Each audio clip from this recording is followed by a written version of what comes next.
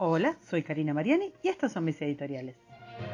La editorial de hoy: cancelación no es cultura. Michelangelo Merisi nació el 29 de septiembre de 1571. Quedó huérfano de pequeño tras una peste que asoló a Milán y llegó a Roma en 1592. Le ofrecieron trabajar en un taller de pintura al servicio del Papa Clemente VIII, donde pintó un autorretrato al que tituló Baco. Viendo su virtuosismo, el cardenal Francesco María del Monte, destacado mecenas, le consiguió los encargos más importantes de la ciudad. Allí pintó La Buenaventura y Partida de cartas.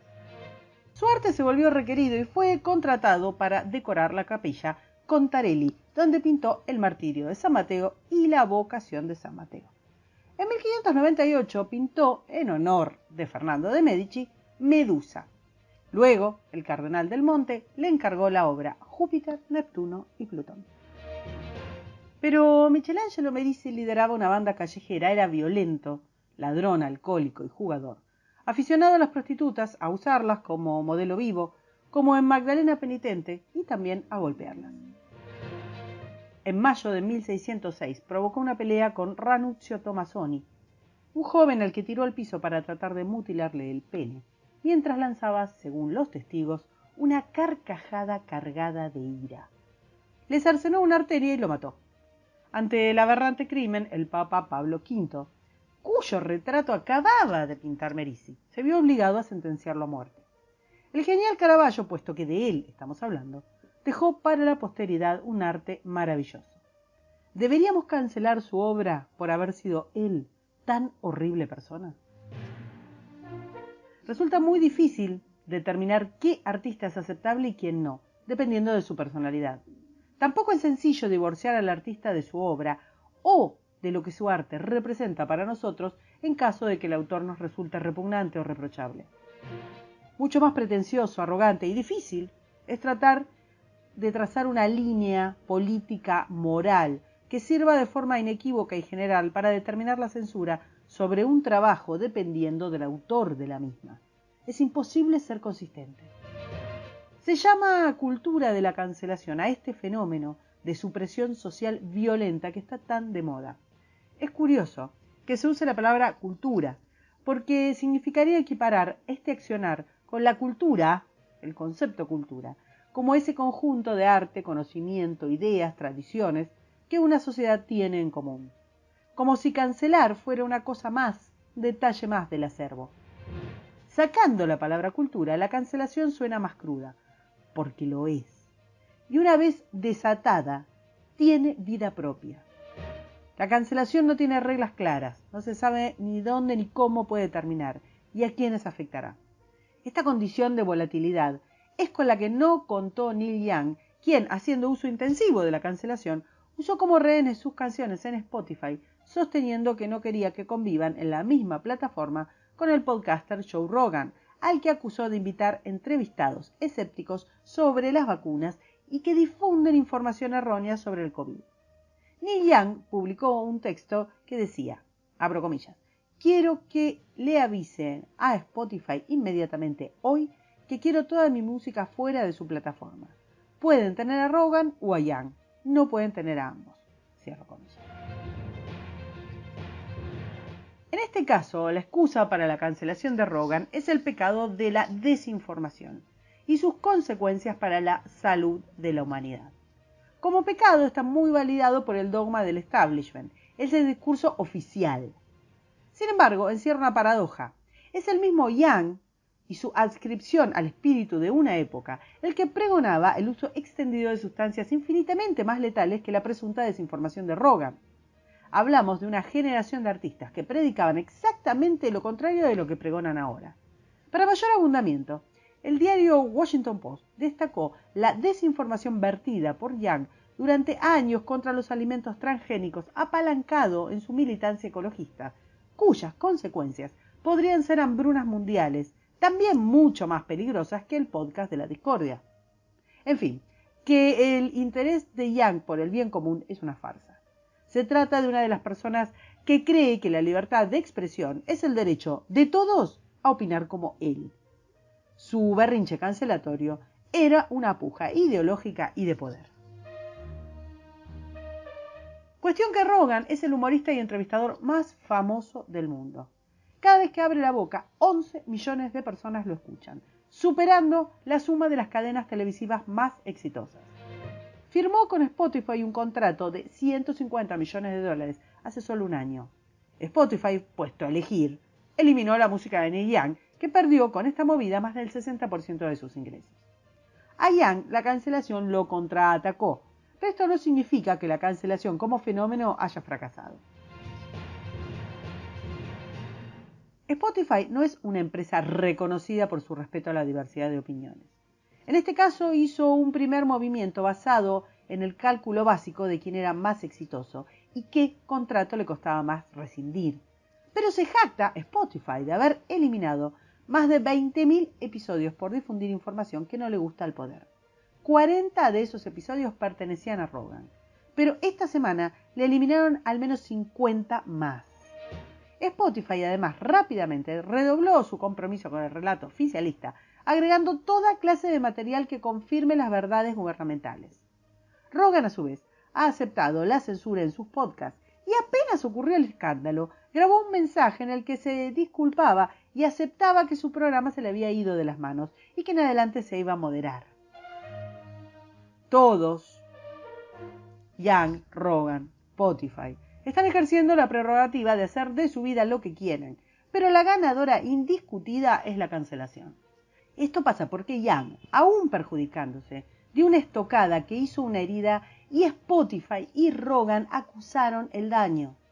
Young, como en los 60, fue vanguardia. Ahora vendrán nuevos censores en sucesivas oleadas. Barbra Streisand o Sharon Stone no tardaron en pedir sacrificios en honor al dios de la ofensa. En adelante muchos entrevistados se negarán a ir al show. El gobierno de Estados Unidos, a través de su vocera presidencial, abiertamente está presionando para que la cancelación sea exitosa de una manera o de otra. En las últimas horas, el expresidente Barack Obama y su esposa Michelle se han sumado a las demandas de censura de Young con idénticas amenazas de quitar sus podcasts. Algo similar hicieron los inefables Meghan Markle y el príncipe Harry. No van a parar. Olieron la sangre de Rogan. Los canceladores son gente fanática y persistente. La cancelación también recoge premios con el veto que deviene de la presión social. Esto es conocido como la espiral de silencio, que es otro mecanismo de opresión basada en la autocensura, necesaria para adaptarse a la opinión mayoritariamente aceptada. Si jugadores tan poderosos como Rogan o Spotify bajaron con distintos matices la cabeza, ¿qué queda para el estudiante, el empleado, el profesor o el periodista de la calle con opiniones disonantes? La espiral de silencio explica gran parte del apogeo de la cancelación. Ambas son mecanismos de control social. ¡Qué loco! Justo lo que denunciaban los artistas rebeldes de los 60, transformados ahora en apóstoles de la burocracia estatal. El deseo individual de acallar al oponente existió siempre y en diversos grados. Nosotros mismos evadimos, discutimos, bloqueamos o silenciamos a las personas con las que no estamos de acuerdo. Pero la institucionalización de la ofensa individual como mecanismo de censura colectiva ha crecido exponencialmente en el seno de las democracias liberales y de las instituciones que daban cobijo a la filosofía de la tolerancia. La cuestión central de la cultura de la cancelación es que la ofensa, por sí sola, constituye sentido y genera realidad. Si me ofendo, entonces existe el agravio. El ofendido, Neil Young por caso, ve peligro en Rogan, pero no lo ve en la ingesta sistemática de drogas ni en la eliminación de la producción de granos a escala mundial. No importa. Lo que vale es que él se ofendió y por eso merece atención y condolencia. Un infantilismo galáctico. El antisistema de pronto se volvió oficialismo y esto nos plantea más paradojas. ¿Debemos fiarnos de los políticos actuales así como debíamos desconfiar de los políticos del siglo pasado? ¿Tiene que ordenarnos la vida el mismo sistema que había que combatir hace 50 años? ¿No es acaso el poder que denunciaba Neil Young el que diseña la moral global que ahora no se puede contradecir? La hipocresía se pasea a sus anchas. Podemos elegir de forma individual qué creación o pieza artística consumir en función de nuestra ideología o estómago.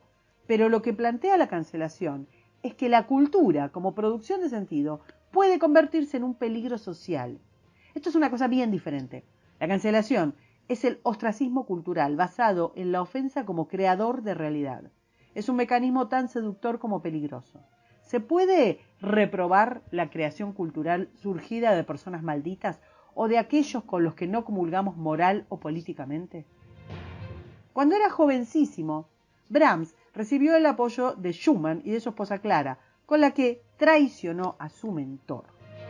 Y tuvo un fogoso romance con ella que continuó cuando Schumann murió. A Prokofiev le encantaba la velocidad y se valió de su amistad con las autoridades soviéticas para importar un Ford con el que arrolló a 2 ciclistas y atropelló a una joven mujer que caminaba por el centro de Moscú. Shostakovich escribió música para celebrar a Stalin y Wagner era abiertamente antisemita. Queen, Rod Stewart, Cher, Beach Boys, Village People, Tina Turner o Paul Simon rompieron el boicot contra el apartheid de Sudáfrica. Egon Schiele fue acusado de abusar de su propia hermana y arrestado por seducir a una niña de 13 años. Barrox pretendió emular a Guillermo Tell disparándole a una manzana situada sobre la cabeza de su esposa Joan, que murió, obviamente, con un agujero entre los ojos. Woody Allen fue acusado de abusar sexualmente de una de sus propias hijas, durante el tormentoso proceso de divorcio que tuvo lugar cuando Allen inició un romance con la hija de su esposa, a la que había criado desde niña. En un concierto en 1976, Eric Clapton, totalmente intoxicado, se puso a gritar consignas racistas. Algo similar pasó con David Bowie y el fascismo.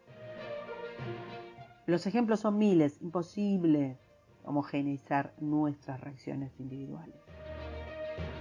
Es que individualmente podemos sentir ofensa o repugnancia por las acciones citadas, pero nadie tiene realmente una posición muy coherente, porque nos gustan y nos repugnan cosas diferentes. ¿Es lo mismo la postura política que un delito? ¿Podemos cancelar colectivamente y en ese caso, quién decide qué es aquello que más nos ofende? ¿Deberíamos como sociedad anular todo ese arte? ¿Es necesario estar de acuerdo con un artista para disfrutar de su trabajo? ¿Sería mejor el mundo sin el arte de todas las personas que nombramos? La cancelación no es un grupito de escrachadores ni es una carta de repudio, tampoco es un boicot. Es la institucionalización del pensamiento único permeando por cada poro del tejido social. Es tan destructivo como aterrador. Es abrir la puerta a una acción invertebrada pero pertinaz, en la que la moral agraviada es solo una mascarada. Los agravios, finalmente, serán determinados y sopesados por los totalitarios de siempre, y veremos artistas que hace unos años se publicitaban saltando de los edificios sermonearnos por el uso responsable de los barbijos, simplemente porque les simpatiza la ideología gobernante. La cancelación es un mecanismo de poder que ataca a la cultura, porque todavía está mal visto penalizar la expresión artística.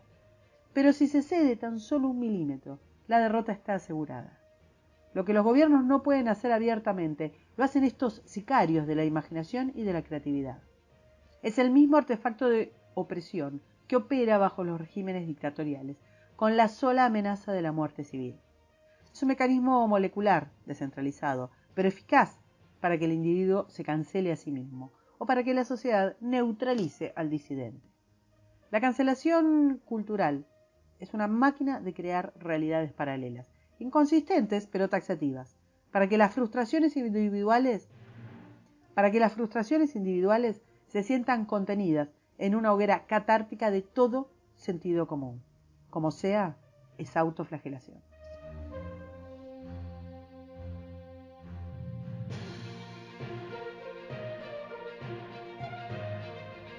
Para escuchar todos los editoriales, suscríbete, me gustealo, compartilo y nos vemos en la próxima. Muchas gracias.